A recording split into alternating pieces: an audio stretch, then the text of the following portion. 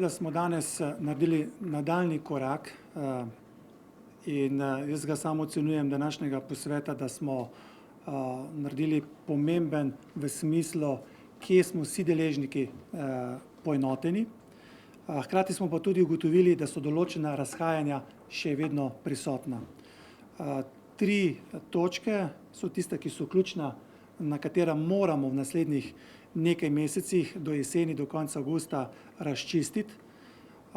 Sam kot minister, zadolžen za to področje, imam še vedno neizmerno upanje, da dosežemo konsenz.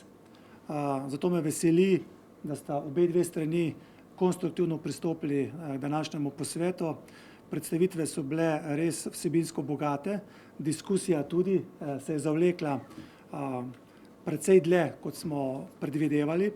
Pa vendarle moramo se nekaj zavedati v Sloveniji. Imamo zelo dober sistem ravnanja z odpadki in zato vse družbe na tem mestu se tega zavedajo in jim tega moramo priznati.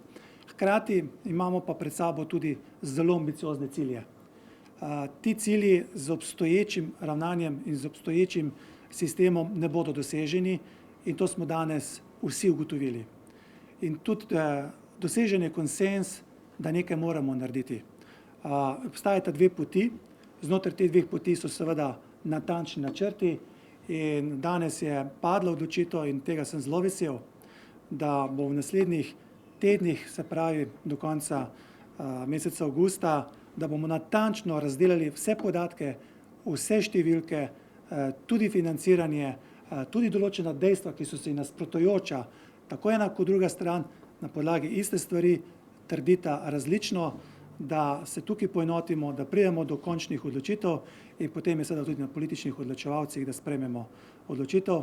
Vem pa, da tudi vi veste, da imamo v koalicijski pogodbi zapisano, da bomo uvedli kavcijski sistem, sam pa vedno sem predan temu, da bi rad ga uvedel na podlagi dejstev, na podlagi konsenza, ker vemo, da Zakon o varstvu okolja na nek način to že ima in je bil uveden na podlagi pomanjkljivih podatkov, vemo pa, da danes je točno ta določila zakona so presojena s strani sodišča, tako da v bistvu sistem še vedno ne deluje in je tudi, tako kot je bil zastavljen, je pomanjkljiv.